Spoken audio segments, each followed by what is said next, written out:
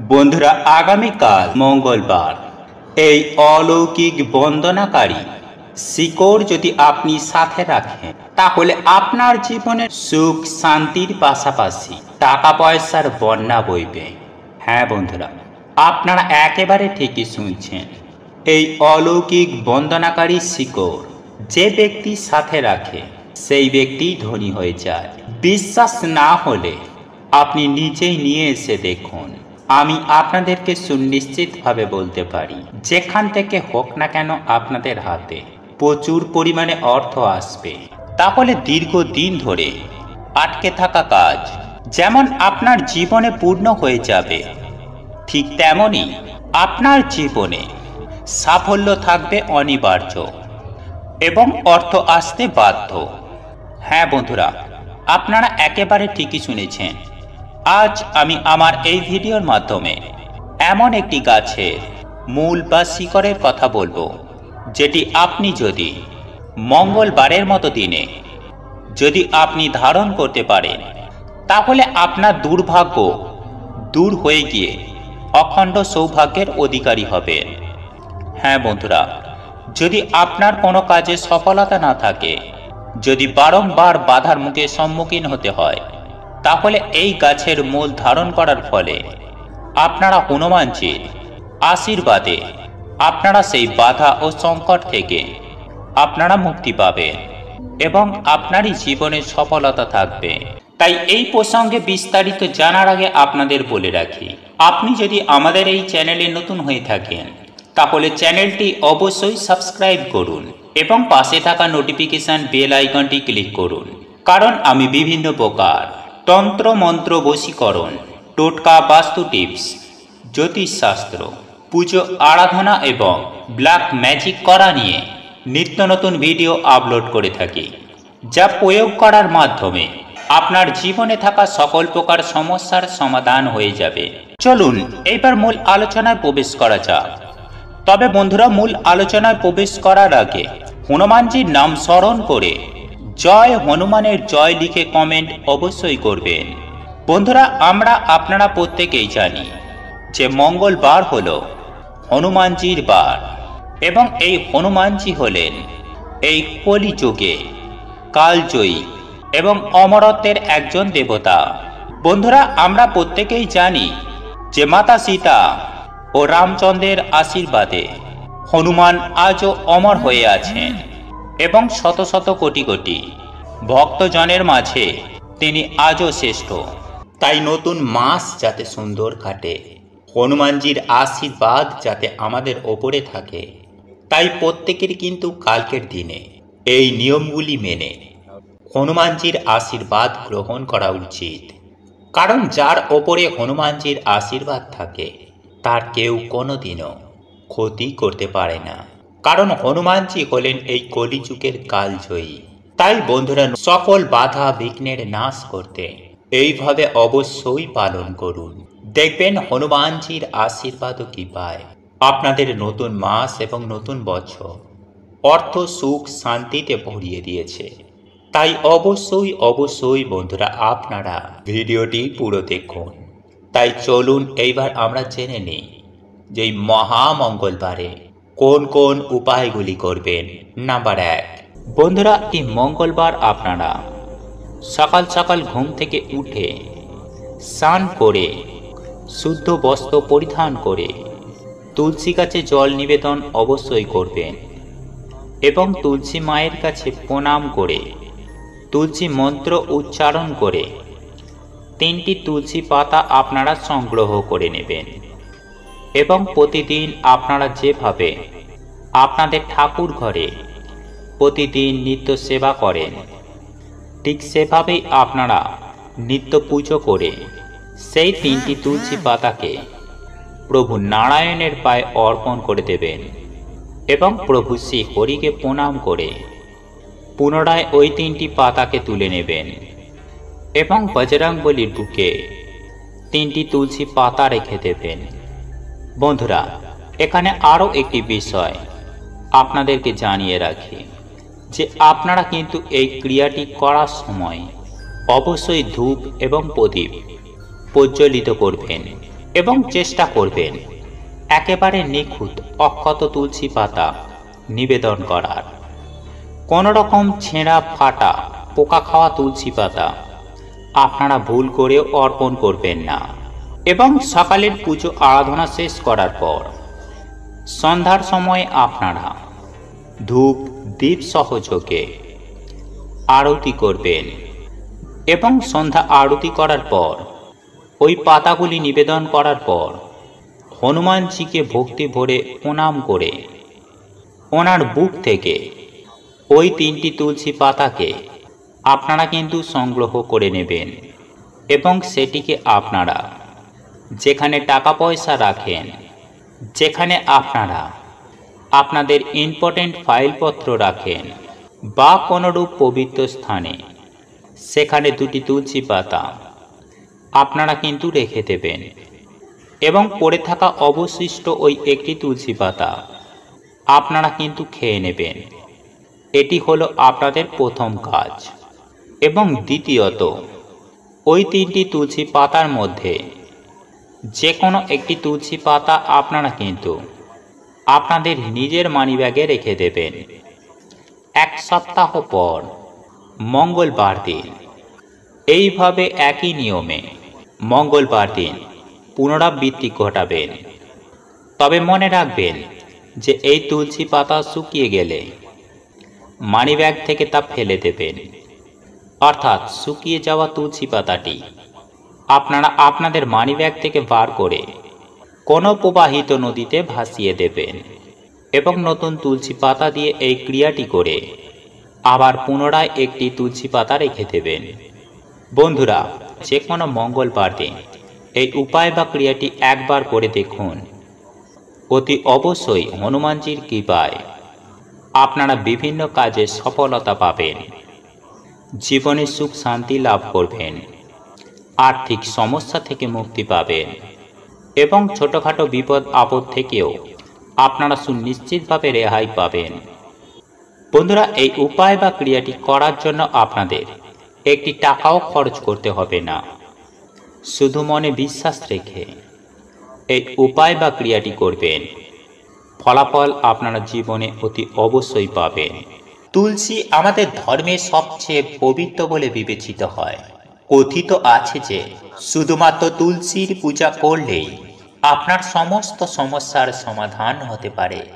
কিন্তু রাতে ঘুমানোর সময় তুলসী পাতা বালিশের নিচে রাখলে তা আপনার জন্য খুবই উপকারী হবে। আসলে রাতে ঘুমানোর সময় বালিশের নিচে 3 থেকে 4টি তুলসী পাতা রাখলে ইতিবাচক শক্তির সঞ্চার হয়। শুধু তাই নয় বন্ধুরা, সকালে ঘুম থেকে ওঠার পর তুলসী পাতা খেলে নেতিবাচক শক্তি নিজে থেকেই চলে যাবে। এতে আপনার কোনো রোগ হবে না। তবে মনে রাখবেন, সন্ধ্যাবেলায় তুলসী পাতা তুলবেন না। এটা করলে আপনার জীবনে খারাপ সময় আসতে পারে। বন্ধুরা, হিন্দু ধর্মে সন্ধ্যায় তুলসী পাতা তোলা সবচেয়ে বড় অপরাধ, পাপ কাজ হিসাবে বিবেচিত হয়। তাই সকালে তুলসী পাতা ছিঁড়ে রাখুন এবং রাতে ঘুমানোর আগে বালিশের নিচে রাখুন।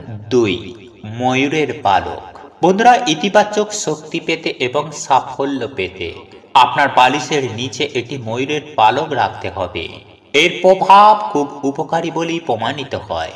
অনেকে তাদের বইয়ের ভেতরে ময়ূরের পালক রাখে, কিন্তু বালিশের নিচে রাখা আপনার জন্য খুবই সৌভাগ্যের। এছাড়াও ময়ূরের পালক রেখে ঘুমালে মানুষের কুণ্ডলিনীর সমস্ত দোষ ধীরে ধীরে নির্মূল হয়। একজন ব্যক্তির ভাগ্য সম্পূর্ণরূপে তার পক্ষে থাকে। এছাড়াও দুর্ঘটনা এড়াতেও ময়ূরের পালক খুবই উপকারী। আপনি যদি সকালে ঘুম থেকে উঠে বালিশের নিচে রাখা ময়ূরের পালক দেখেন, তাহলে তা খুবই শুভ। নাম্বার 3, লোহার তৈরি যে কোনো বস্তু। বন্ধুরা, জ্যোতিষশাস্ত্র ও বাস্তুশাস্ত্র বলে আপনার জীবনে যদি ইতিবাচক শক্তি ভরে থাকে, তবেই আপনি জীবনে সমস্ত সাফল্য অর্জন করতে পারবেন। তাই প্রতিদিন ইতিবাচক শক্তি দিয়ে শুরু করা উচিত। আর ইতিবাচক শক্তি দিয়ে দিন শুরু করার জন্য রাতে বালিশের নিচে লোহার জিনিস রেখে ঘুমাতে হবে। এতে কোনো ধরনের নেতিবাচক শক্তি আপনার মধ্যে আসতে পারে না এবং আপনাকে বিরক্ত করতেও পারবে না। এছাড়াও বালিশের নিচে লোহার জিনিস রাখলে আপনার গায়ে যে কোনো ধরনের মায়া তন্ত্রমন্ত্রের কোনো প্রভাব পড়বে না এবং পরের দিন ঘুম থেকে উঠলে আপনি সতেজ বোধ করবেন এবং উৎসাহের সাথে প্রতিটি কাজ করতে শুরু করবেন। নাম্বার 4, একটি স্বর্ণ বা রৌপ্য মুদ্রা। বন্ধুরা, যদি আপনি ক্রমাগত ব্যর্থতার সম্মুখীন হন অথবা আপনি যে ব্যবসা বা কাজ শুরু করছেন তাতে আপনি সমস্যার সম্মুখীন হচ্ছেন বা অন্য কেউ বাধার সৃষ্টি করছে বা আপনি আপনার কাজে কোনো অগ্রগতি পাচ্ছেন না, তাহলে রাতে ঘুমানোর সময় বালিশের নিচে সোনা বা রূপার একটি মুদ্রা নিয়ে ঘুমানো উচিত। গুরুজি বলেন, যদি বালিশের নিচে সোনা বা রৌপ্যর মুদ্রা নিয়ে ঘুমান এতে ভাগ্য পরিবর্তন হয় এবং স্বয়ং মা লক্ষ্মী সেই ব্যক্তিকে আশীর্বাদ করেন। এই প্রতিকারটি করলে জীবনে ইতিবাচকতা বজায় থাকে এবং ভালো ঘুম পেতেও সাহায্য করে। দীর্ঘ জীবন ও সুখী জীবনের জন্য ভালো ঘুম খুবই গুরুত্বপূর্ণ। আপনার ঘুম ভালো হলে আপনার বুদ্ধিমত্তাও প্রখর হয় এবং আপনি প্রত্যেকটি কাজ সঠিকভাবে করতে সক্ষম হন। নাম্বার 5, কোনো ধর্মীয় বস্তু ব্যক্তির ভাগ্য মজবুত করে এবং কোনো ধরনের ভয় তাকে কষ্ট দেয় না এবং তিনি খুব দ্রুত সাফল্যের শিখরে পৌঁছান। তাই বালিশের নিচে কোনো ধর্মীয় জিনিস রাখুন, যেমন যে কোনো যন্ত্র, ওম প্রতীক বা যে কোনো ধর্মীয় বই রাখতে পারেন। নাম্বার 6, হনুমান চালিসা। বন্ধুরা, যদি আপনার আশেপাশে কোনো অশুভ শক্তি থাকে বা আপনি কোনো কারণ ছাড়াই কোনো অশুভ শক্তির ভয় অনুভব করছেন বা আকস্মিক মৃত্যু ভয় আপনাকে কষ্ট দিতে শুরু করেছে, আপনার মন দুশ্চিন্তায় ভরে গেছে, অনেক কিছু করার পরেও আপনার মন শান্ত হচ্ছে না, তাহলে আপনি ঘুমানোর আগে হনুমান চালিসা আপনার মাথার পাশে রাখুন। হনুমানজি অশুভ শক্তি থেকে আপনাকে রক্ষা করবেন এবং আপনার মনোবল বৃদ্ধি পাবে। বন্ধুরা, গুরুজি বলেন, ঘুমানোর আগে মন থেকে সমস্ত নেতিবাচক চিন্তা ভাবনা দূর করে মন শান্ত করে শুয়ে যান। এরপর আপনার যা সমস্যা, আর্থিক সমস্যা, শারীরিক সমস্যা কিংবা সাংসারিক সমস্যা অথবা আপনার কোনো ইচ্ছার কথা মন থেকে 11 বার ভগবানকে বলুন। 11 বার মনের ইচ্ছা বলার পর যেভাবে অনেক মানুষ ভগবানের নাম জপ করতে করতে ঘুমায়, আবার অনেকেই ভগবানের নাম জপ না করেই ঘুমিয়ে যায়, কিন্তু আপনাকে ভগবানের নাম জপ করতে হবে। এর ফলে আপনি আপনার জীবনে যে চমৎকার দেখতে পাবেন তাতে আপনার জীবন বদলে যাবে। তো বন্ধুরা, আপনি প্রতিদিন এই উপায় অবশ্যই করবেন, নিশ্চিত ফল পাবেন। তাই আপনি যদি মঙ্গলবার দিন হনুমানজির নাম স্মরণ করে যদি আপনি আপনার কাছে এই গাছের মূল বা শিকড় ধারণ করতে পারেন বা আপনার সাথে রেখে দিতে পারেন, তাহলে আমি সত্যানুসরণ চ্যানেলের পক্ষ থেকে আপনাদের বলতে পারি যে আপনারা নানানভাবে উপকৃত হবেন এবং সমৃদ্ধ হবেন। বন্ধুরা, একটি কথা মনে রাখবেন যে এই হনুমানজি যেমন কলিযুগে অপরাজেয়, আবার ঠিক তেমনই তিনি স্বয়ং দেবাদিদেব মহাদেবের 11তম রুদ্র অবতার। হ্যাঁ বন্ধুরা, এমনটাই বিশ্বাস করা হয়। যদি কোনো ভক্ত হনুমানজিকে মনে প্রাণে ডাকতে পারেন, অর্থাৎ মনে প্রাণে যদি স্মরণ করতে পারেন, তাহলে বলা হয় যে হনুমানজি তার সমস্ত সংকট, তিনি যেমন সংকট থেকে রক্ষা করেন, ঠিক তেমনি তার জীবনের সফলতা সুনিশ্চিতভাবে থাকেই থাকে।